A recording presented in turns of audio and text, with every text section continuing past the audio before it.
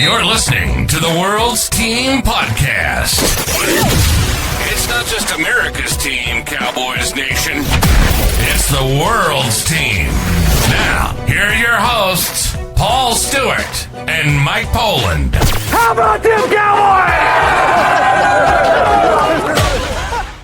What is up, Cowboys Nation? Welcome back to another episode of the World's Team Podcast, brought to you by the Belief Network, powered by FanJoe Sportsbook, and sponsored by Cowboys Experience for the ultimate tailgating, stadium tours, game tickets, all the above. Be sure to go to www.cowboysexperience.com and use the discount code WorldsTeam2025. I am your host, Paul Stewart. I am joined, as always, by Mr. Mike Poland, where you can find him on bloggingtheboys.com and also on the UK Cowboys fans, as much as myself. How we doing, bro? Yeah, good. Yeah, a little bit sad that we're into the final game of the season. Yeah, it's been a topsy-turvy season. It's been, the roller coaster. Topsy-turvy? Are you having a laugh? It's been a roller coaster of emotions. Yeah, all over the place. Oh my God. Most importantly, the people at home have been there with us. So they've been like the support network during a tumultuous season. Yeah, and we just want to give a big thank you to everyone that has subscribed to the World's Team from all over the world, actually. Me and Mike were actually just looking at the analytics of the audience, and we were going to do it next week, but I think, you know what, let's just get it out the way right now. Right. Okay, go on then. Because obviously right now, because we've got so many countries, so we've got USA, obviously, number one, the Makes UK, sense. Ireland, Mexico, which I was quite disappointed, and I don't mean that disrespect, you guys were ranked 10th in our analytics. So come on, Mexico, come on, guys, because we know Cowboys Nation is massive there, but we need to give a big shout to all these other nations like Azerbaijan, Nigeria, Kenya. A lot of nations in Africa are watching this podcast, so big up to you guys. So we need to give you a big shout out. But we will run the full list next week. But we just want to give a shout out to all these other nations. Finland's another nation that was in there also. Let me just double check just to make sure as well. So Singapore was right up there. They're in the top. I think they're in the top. Yep, they're in the top 5. So Australia, Germany, Russia, Mexico, Nigeria, Italy, Saudi Arabia, Ghana. It's awesome. So thank you to everyone that has tuned into the World's Team Podcast. Me and Mike are well beyond appreciating you guys tuning in and listen to two silly UK folk talking about the World's Team. But we are here though to talk about the final game of the season, sadly, and as Mike highlighted there, the season is going to come to the end over this weekend for the Dallas Cowboys as we are traveling to New York against the Big Apple. The Big Apple against the New York Giants, who are obviously had a roller coaster season themselves. It's in some way I kind of feel bad because they were playing really exciting football. Like with that, especially with Cam Scatterbo for sure. Like, yeah, when they were peaking, they were looking good. Yeah. I mean, injuries have played a big part. Coaching, because that obviously went all over the place during the season. Yeah, I mean, in some way, I as much as I do despise the Giants, I do generally feel bad for Brian Daboll. I do. Because what else was he supposed to do? Like injuries do happen, and he was basically being given the chop, but it just made the Giants' season worse. But they're in a weird predicament, though, Mike.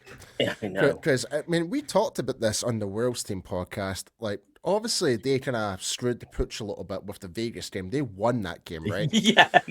Right. So they are kind of there could be so they're currently sitting second in the NFL draft picking order as of right now.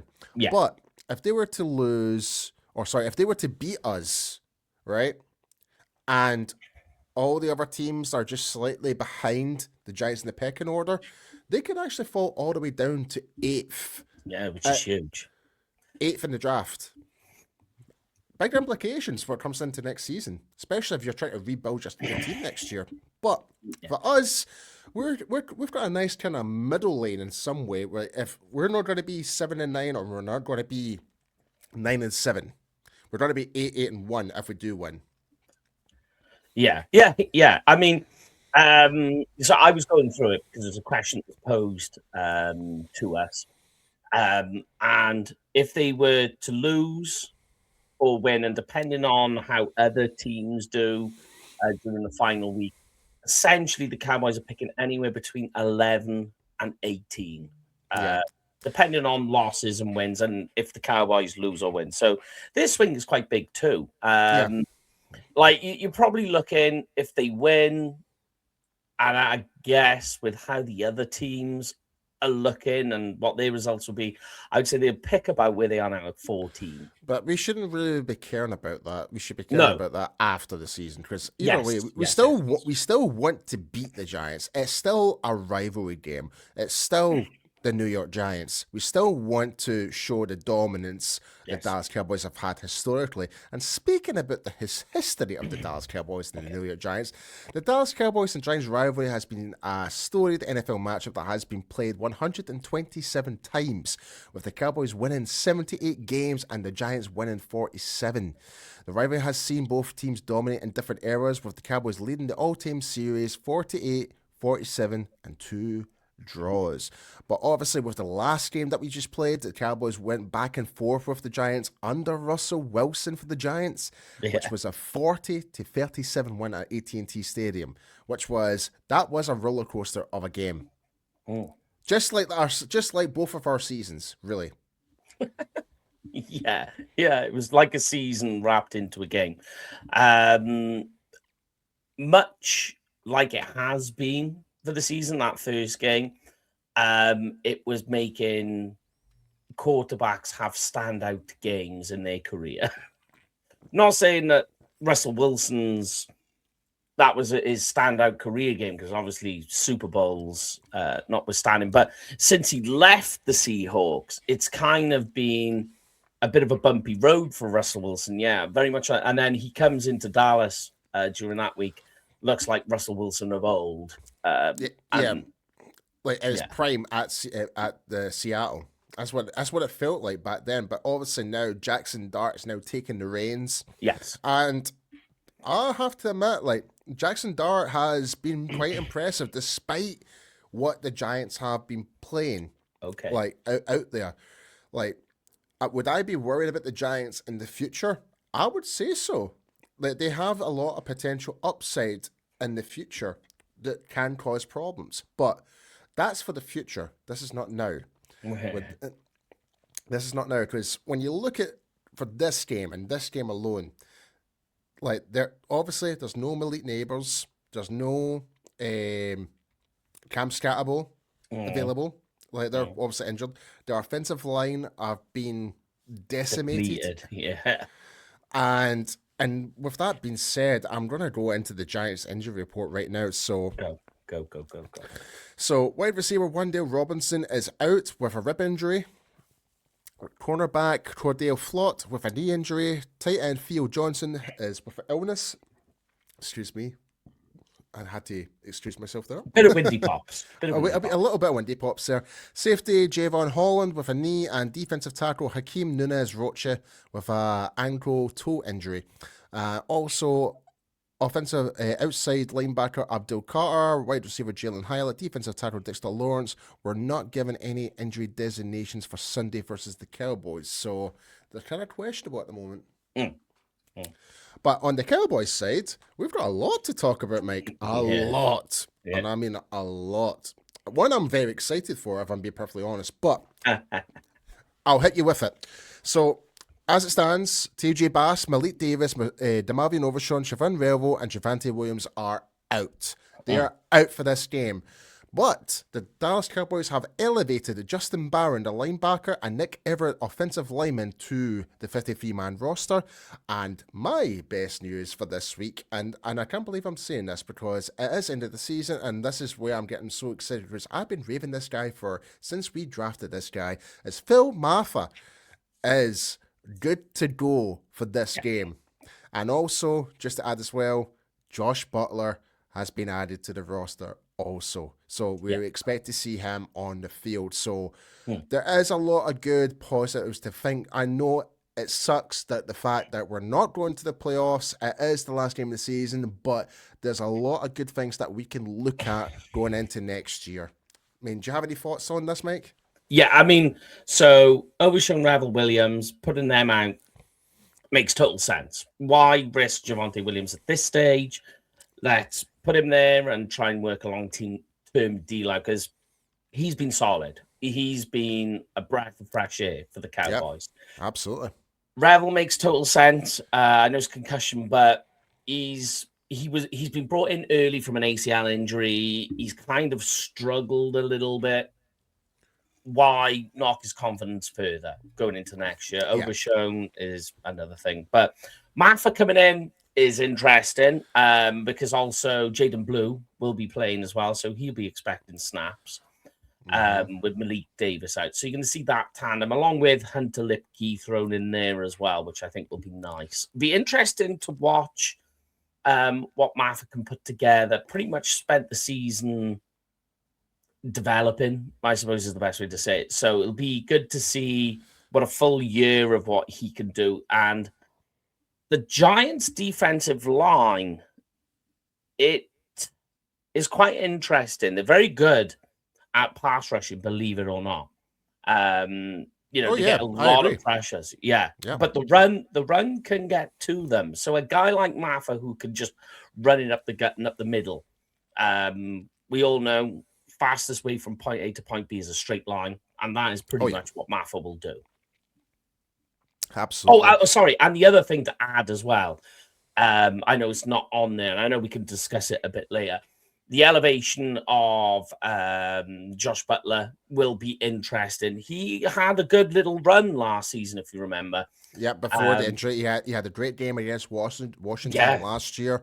Yeah, shut it down. He was arguably our best player on that field last year on that particular game, and we were like, oh, we might actually have something here. Then obviously, unfortunately, he picked up the injury and he was out for that year, and obviously it's been a long road recovery for Josh Butler. But I'm glad we managed to keep him on board because the Cowboys obviously see something in him that he can bring value to this team. And it'd be a good game to bring him into because the Giants, the Giants aren't huge passers. They're in the bottom 5 in passing yards. They, as you mentioned at the start of the show, they missed Neighbors. Wan'Dale Robinson is out. And Jalen Hyatt's a question mark. So in terms of depth at wide receiver that they're going to see, Darius Slayton represents the biggest issue.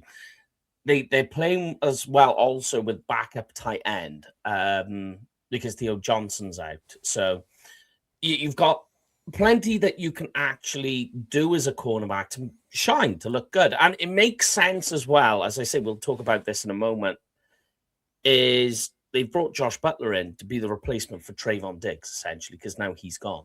So that's, I know it's not an injury report, but he's no longer on the roster. Yeah, and that's one thing we haven't actually spoken about yet, Mike, because obviously the last time we were doing our last episode was the post-game show. Yeah. And obviously Christmas time, etc., New Year celebrations. Then the news broke out. Trevon Diggs has been released by the Dallas Cowboys, and we were like, whoa. I'm like shocked, but not shocked, if that makes sense. Like, I mean, there's several different like. So, I mean, a lot of Cowboys fans will have their own different opinions. Like, like they're more angry at the fact that he's off to Green Bay, back with Micah again, etc. But at the same time, the way I'm thinking about it, I'm just like, and I've always liked Trevon. I did like him, but you can tell there was just something not right, like in terms of the mindset. Like, it just didn't look as though he just did not want to be there. Yeah, and I mean, obviously, we try and talk to the guys over in Dallas. We've got good relationships over there. And there's the same answer you get pretty much from every guy is, well, what went wrong? The question, and it's all the same, we don't know. But what it sounds like from putting the feelers out is there was a clash of ideas and personality there. And Diggs obviously did pick up an injury, but it was all played on a little bit because of various off-field issues, should we say? Yeah, just I got to be careful what I say because I don't want to get because what we were told was just listen, don't go on record, but we can go based on our own we can still give our opinion. Based on the timeline. So obviously at the start of the season there was the off-season workouts, which was that was a bit of a red flag because it was mandatory to be with the team at the time. Yes. Then obviously there was the Micah Parsons situation. Obviously Diggs kind of came in to support, and that kind of hit a bit of a whatever. And obviously with those off-season workouts, Diggs was fined. He was fined for that. Yeah, $500,000. Yep, $500,000. So then when it came to the season, whenever hardly played this year, then obviously there was the off-field incident where obviously there's a lot of rumor speculation going on that, whatever that may be, but still not good enough. Then obviously when it came to Christmas Day, right after the Commandos game, Trevon Diggs said he wanted to spend time with the family. The Cowboys said no, we're flying back as a team. Yeah. Etc. Diggs decided to stay, but the big red flag was he decided to go to this concert where where he thought it would have been laid low on the down low, but no, it popped off on social media in a really, really bad way. So you can understand from the organization standpoint, the Cowboys were not happy about that whatsoever. So, and they were like, okay, enough's enough. You're obviously just not willing to kind of be not bond with the team, but be part, to be included. You're distant. If it's you're slightly distant yourself in that regard and whatever and that, and it's it may be just best if we just part ways, and that's basically how it's came to. And in a way, it's a bit of a win-win for both in some ways. I know you're going to talk about there's a cap hit, etc., but in that the way I'm seeing it, we don't have to deal with this anymore. But at the same time, Trevon's happy he's back with Parsons again, back in Green Bay. Yeah. So. Yeah. No, I mean, the only thing that I was going to say is he's at Green Bay, and I know he hasn't done much to help the Cowboys, but he actually could if he plays this week by not being the defender we kind of become annoyed about. Yeah. And stick to his sort of level of things and allow a few touchdowns, because then that means Green Bay lose and we get a better draft pick. So theoretically, he could help us. And correct me if I'm wrong, I'm pretty sure Green Bay's defense runs primarily on zone defense as well. It does, yes. So that should be interesting. One to watch out for sure. How that transpires, but it's a game to watch this week. I mean, by all means, I wish Trevon Diggs all the best. Yeah, of course. Rest of his career, I'm taking the mic. Yeah. I mean, we all love Trevon. We all did, but you just know something was in the air when he the whole season started. There's just something and obviously with the contract, etc. It's and how much he's been featured over the past couple of years since signing that contract. He's not featured up to the playing every game where he could have played, etc. It's is this just it feels like we're kind of just burning money, we're not getting the investment return. So I can understand from from Jerry and Steven's standpoint from that regard, but that's the brutal business of the NFL, though, Mike. Yeah. I mean, that's just how life is. Business. I think the biggest thing to take away from this, I think, is that it goes to show the Cowboys now, the coaching staff, Brian Schottenheimer and the rest of it, are very happy to release players based on creating a culture. So Diggs didn't stick to team rules. There was obviously other things going on in the background, which we will never know about. Yeah, and that will never get disclosed. We will never know about any of that. But that it just shows Schottenheimer is very happy to be deliberate in his choices and his ideas and go, no, you know what? Let's just get rid of him. Let's release him. Let's make a stand and try and get the locker room back into flow, which goes back to your original point of this game about wanting to win it, regardless of draft position, because it's about creating confidence, creating a culture, and that sparks momentum going into next season. Draft pick, we'll worry about that when it comes. Right now, it's about winning and confidence. And seeing what we've got with these guys Yes. that actually, like, in the rotation players, like, is there any of these guys that are willing to take that next step up as a starter? Like, or compete as a starter. Like, yes, we just talked about like Josh Butler. We talked about like Phil Mafah. Phil Mafah, like, not, I mean, he's not like, obviously he's going to be behind Javonte Williams when it comes to next year. But we want to see like how much has Phil Mafah managed to kind of like take on board with the time he's had off at like not like playing in the 53-man roster essentially, but by playing like training in the background with the team, etc. So it'd be very interesting to see how that transpires, because like I said, when we were talking about the draft, I was more excited about the Phil Mafah pick than Jaden Blue. I was definitely. So like, and don't get me wrong, yeah, we could have got these other amazing running backs in this year's draft, but sadly we didn't do that. We went and got Jaden Blue in the 5th round, and we got Mafah in the 7th round. So we did double dip in running back just to fill up the numbers. But in terms of what you were kind of looking at in terms of the archetype player that Schottenheimer wants in his football team, Phil Mafah ticks the boxes. Definitely. Like, in terms of physical speed, like lowering the shoulders down, that's Phil Mafah. And who does that resemble as much? Javonte Williams. Yeah, there's a bit of Javonte to him for definite. In terms of that, he's relentless. Never stops running the legs when he's taking on the block. Always trying to fall forward. You know, all those good things that you like in a running back, and like Blue as well. There's not the fumbleitis issues. Yes. Yeah. But I mean, give me your general thoughts going into this game, no, mate. We've barely even talked about what we're going to be doing for this game. I mean, I feel, and I'm with you with the same opinion, the Cowboys they want to go out and win this one.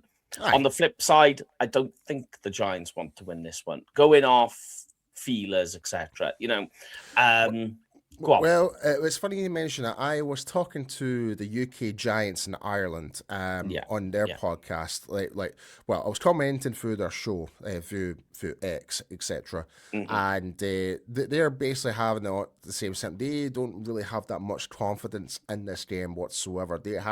Every single one of the guys on the Giants and UK Giants in Ireland panel had the Cowboys to win. Yeah. And I said to them, it's like, even though things are going pretty bad for you guys, we have our own problems also. But sure. I think with Matt Eberflus, who could realistically be his last game as our defensive coordinator, who knows? This could be a very close-knit game for all we know. It could be. Or it could be a blowout. But I'm more on the swing. It's going to be more close because of under Eberflus. Not so much our offense, but more because of our defense. That's why I'm saying I think it's going to be a close game. Yeah. I mean, the first game said it all, really, you know. I mean, there was a field goal in it. I mean, I know you'll do the odds in a moment, but like even that's showing it to be a close game. So, yeah. Game on the road, a lot of starters out for the Cowboys. You know, we talk about the Giants side. Cowboys very much in the same position, and they've said that Dak Prescott will start in this game. But I think it's going to be a case of Dak run up as much as you can in a half, get as much as you can in that first half, create a gap, and then we'll see Milton come in and take over. And we know from what we've seen, Milton is a struggle as well at the moment. Yeah, and if that's the case, I mean, if that's what the plan is let Dak play that first half and get Joe Milton in the second half. I mean, having the whole second half of Milton, I mean, it'd be good for him to kind of like, even if he makes mistakes, it'd still be a good thing for him to kind of like try and build some, like you were talking about, build some confidence going into next year. Even though you may be a backup, but you like we need these guys from all aspects, from starters to rotational players to backups to gain some confidence, and for the Cowboys to do an evaluation to see, okay, who do we want to bring back next year? Who do we want to keep? Because there's quite a few players are going to be out of contract at the end of the season. So, is it worth bringing some of these guys back? So, Yeah. a lot of questions, and this is the most horrible part of the season. Like, especially when you don't have anything else to play for at this moment besides beating your rivals. Yeah. Sorry not to throw a dig in here, Giants fans, but we do own you guys. But They're our rivals. well, 78-47 tells a different story, mate. Yeah. Definitely. But yes, but I mean, for me, when it comes to this defense, right, and we've talked about this for the past several weeks, when it comes to mobile quarterbacks, right, and this is the thing I'm worried about, and the most thing I'm worried about Jackson Dart is the run play option is when he escapes the pocket. That's my biggest concern going into this game. Yeah, definitely. When you think really, the situation here is that the Cowboys, because of the way that their defense is set up, the defensive ends have to play an odd setup, which means that they don't maintain rush lane integrity when it comes to setting the edge on the run. The only guy really who does it well enough in that sort of time frame that you're given on the play is Jadeveon Clowney. That's exactly what I was just about to say.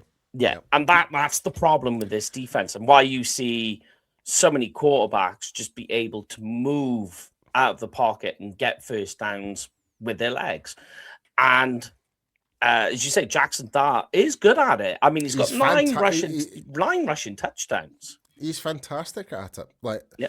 I mean, despite his offensive line struggles, the fact he has no wide receivers, even though the Giants have got one of the worst records in the NFL, like you cannot like disagree the fact that Jackson Dart does have some skills on him, and obviously he's still a rookie. So, and this is why I'm saying in future years to come, this is something we might have to be very weary of going in the future.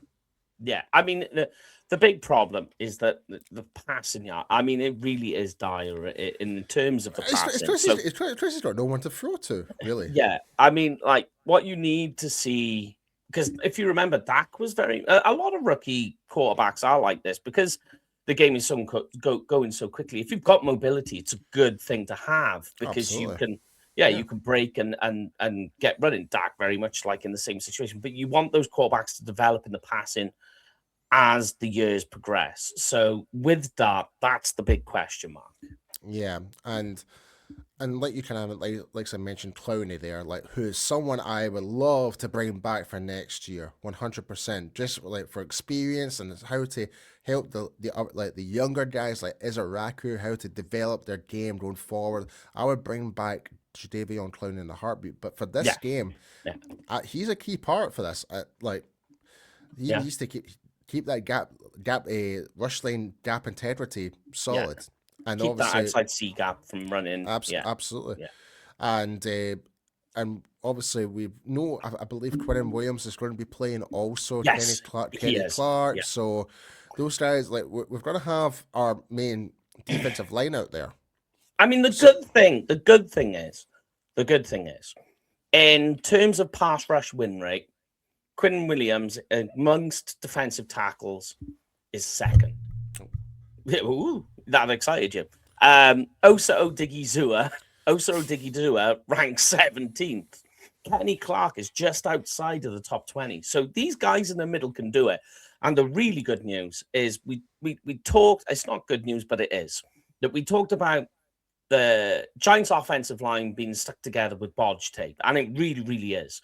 But their interior is really struggling. Marcus Mbo's taken over on the left tackle. We can talk about him separately. But we're talking specifically about the defensive tackles. And these guys are winning at a high rate.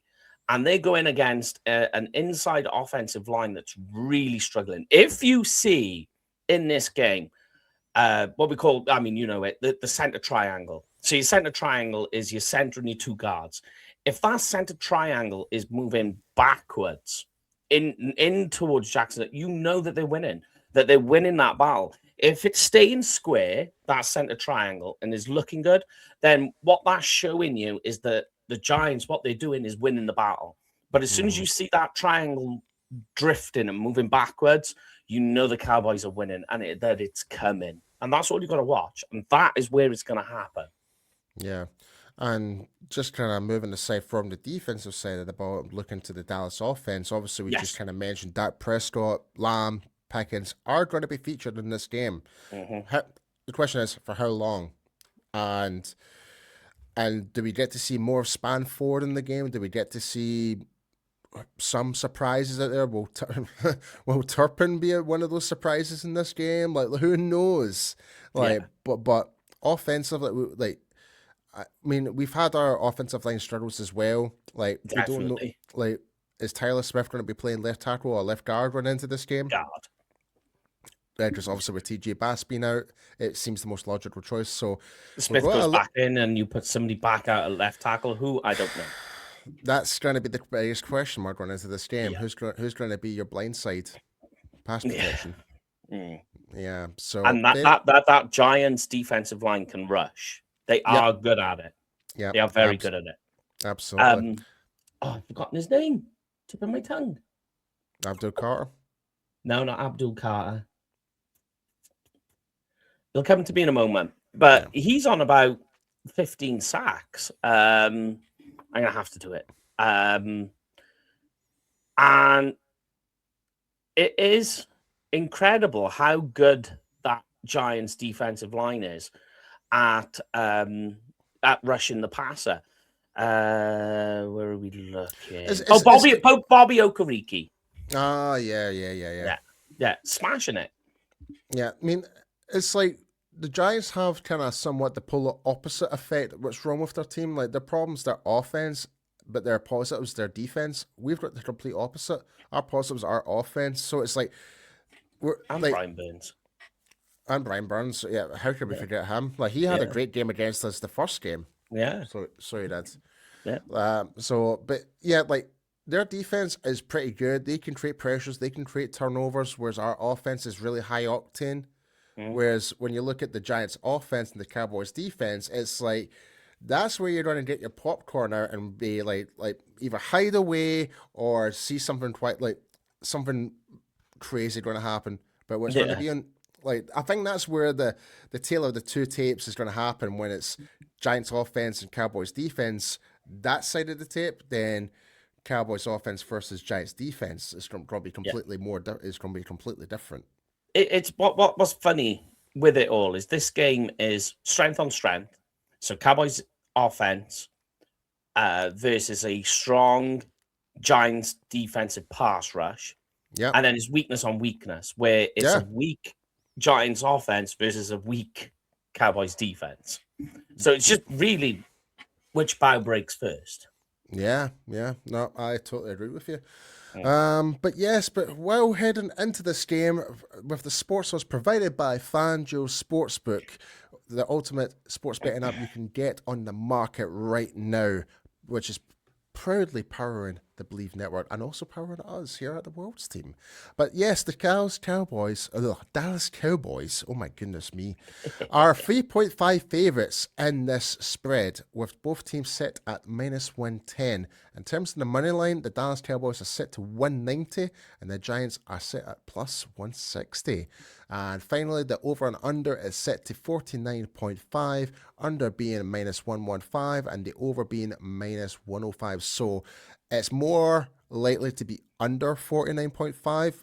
The Cowboys are obviously favourites in the spread, and obviously it's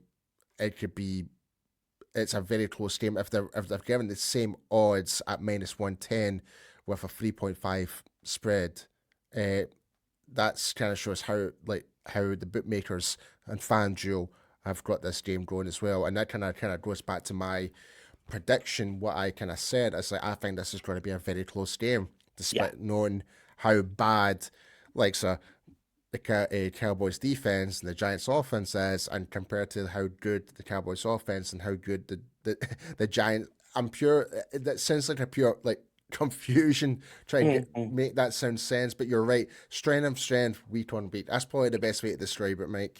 Yeah. If you were to just do like an easy sentence headliner for this game, that would be it. I disagree slightly on the odds. I do think the Cowboys will win it. I don't think it'll be as close as they're thinking, but I think what the sports odds are doing is hedging their bets on the Cowboys offense pulling its starters throughout the game, which will obviously reduce its chances of winning. Yeah. Like, and you might even imagine that might be being said with the Giants. They might pull out starters. They probably as well. will. Yeah. You would imagine in a game that is meaningless to them and they're quite happy to lose. Like, why would you want to have... I would disagree with that from Giants will always want to kind of get a win on the Cowboys, but what do they want more? Do they want the better draft pick, or do they want to have one more on the Cowboys? So, do you want to win the battle or lose the war? Basically, is the well, that's true. Yeah, I mean that is the way to look at it. So you think with Dart, you'd want to pull him. Darius Slayton, depending on what the choices are, you'd probably pull him. Abdul Carter, there's no point in continuing to run him out there.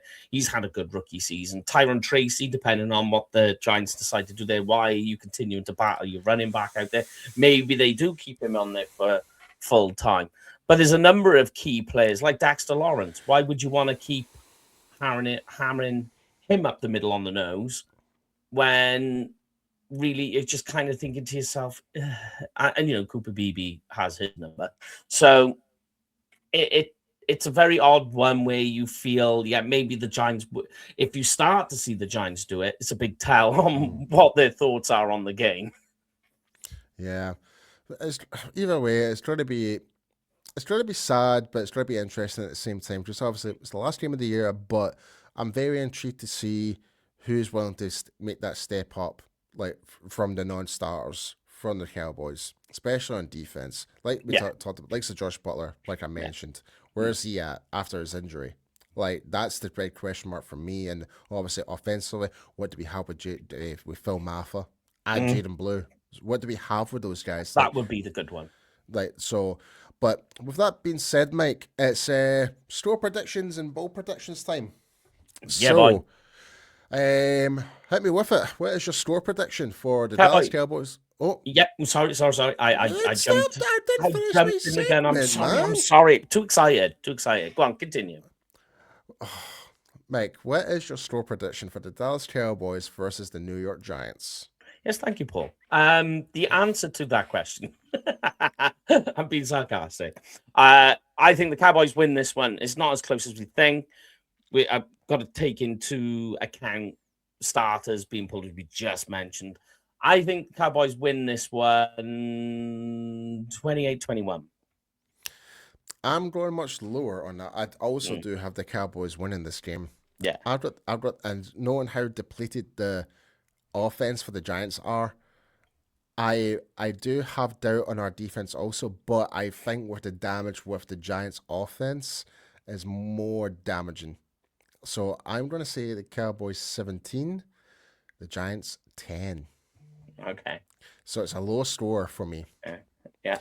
But hit me with it, Mike. What is your bowl prediction for the game? You're going to love this one. All right, hit me. All right. You will. You're going to jump up and down for this one. Last game of the season, there's nothing in it, so why not give it a go? Brandon Aubrey breaks the record. Hey, open air stadium. It's winter time. There's going to be some gusts of winds in there. I love it. You just why not? Why not? It's the third quarter. The Cowboys are up.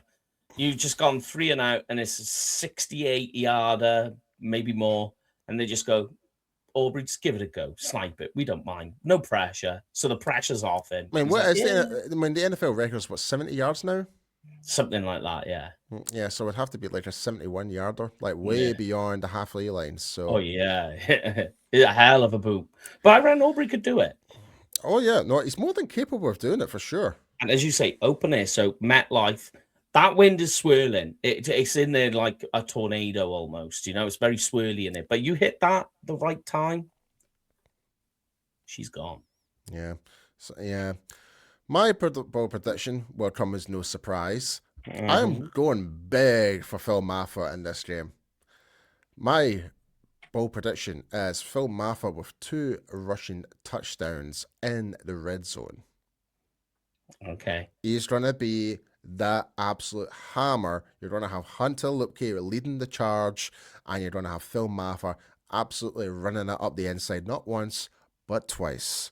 That's my bold prediction is Phil Mafah with 2 touchdowns. Interesting. I like that. I mean, there's every chance that happens. Do you know what I mean? Especially because the Cowboys, what they need to do is really score down in the red zone. They can't be taking field goals in this game down in the red zone. So it's got to be a case that's of a good down there. Yeah, that's a good point, mate. Like we're at that point now. It's like listen, we need to see what we've got here. We just can't just rely on Brandon Aubrey. Yeah. All the time. We need to see what we can do in certain situations. Like we can't be that hesitant being on a 4th down. Just go for it. Why not? There's nothing else to lose at this point. Yeah. Yeah. But see, it is the last game of the season, Mike. It's time for the last game of the season's Would You Rathers. Yes. So we're going to go off the premise the Cowboys have pulled at this stage George Pickens and CeeDee Lamb. Oh, okay. Yes. So what would you rather see here, right? Would you rather see Jonathan Mingo score his first touchdown as a Cowboys or Kalen Carson get an interception? Jonathan Mingo. The reason why I'm saying Jonathan Mingo is because we've got trade value in that. And we're not seeing any that reinvestment yet. And like we said during the preseason, Mingo was on a good trajectory. Like he looked great on training. He looked great on training camp, and obviously picked up the injury and just failed to get back into that wide receiver 2 or 3, whatever that may be. It just never managed to do that. We stuck with Talbot for a while, and obviously that didn't work out. Flying Flournoy has been a breath of fresh air, but I want to see what Mingo can do. So I'm all for Mingo, and we know we're going to be going corner and free agency in the draft. We know that. So, and this is no disrespect to Kalen Carson. Like if he gets an interception or pick 6, fantastic. Then that's that's a good encouragement for next year. But primarily, I want to see Mingo because we've actually put a bit of an investment by getting him into Dallas. We're not getting that yet. Okay. All right. You got any more? Do you want another one? One more. Why not? It's the last game of the year, Mike. Okay. All right. Would you rather see this put together? Oh, it's not put together. It's only one piece that's missing. So would you rather see the Cowboys offensive line get 0 sacks during the game or the Cowboys defensive line make 4 sacks in this game? Oh, God. I had to give you a bit of a trickier one on the second time. Well, that is a good tricky one because I am going to say no sacks because I don't want Dak getting hurt. No, makes sense. Because good reasoning. Don't get me wrong, like if the defense does get some sacks and stuff, great, lovely, fantastic. But that's what's been lacking this year. That can change with a different person in the helms as defensive coordinator. That could change. But what doesn't change if your quarterback gets injured going into next season, then you're in really deep trouble. So for me, I do not want to see any sacks or any hits on Dak Prescott whatsoever. So I will take that to the bank. There we go. There we are. I'll take that one. I like that. Yeah, so there we have it, folks. That's your Would You Rathers for the last game of the season. Let us know in the comments what you guys think. And also, let us know your score predictions and your bowl predictions also. And once again, we just want to thank everyone that has commented on our short videos, our full episodes, all of our on Spotify, Apple Podcasts, from our RSS feeds. We thank you. And this what proves what this podcast is all about. It's not just America's team, it is the world's team. And on behalf of me and Mike, we just want to say thank you for everyone that stuck by us. And we are literally coming up to our 100th episode coming soon. So we hope to try and get some special guests for that one. So good idea.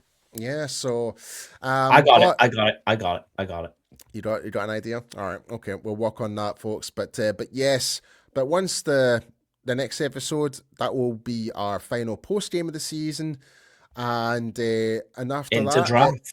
It's into the off season. Obviously, we'll be commenting on the playoffs as we'll be putting some predictions in who might win the Super Bowl, who we want to win, who we don't want to win. Obviously, there's one team in particular we don't want to win, but we're still going to be here. But literally, once the season is over for the Cowboys, me and Mike are literally in off-season mode. We're looking at free agency. We're looking at the draft. We're going to be on it.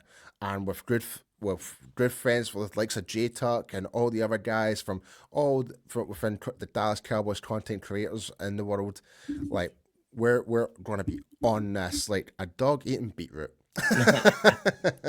Yeah. Yeah, and I was going to say the only other thing I would add as well is, because we haven't said it yet, is also to everybody who's listening, choose in and download, a happy 2026 as well. Oh yeah, happy New Year, everyone! I totally forgot about that. It's the first episode of the new year. Yeah, there we go.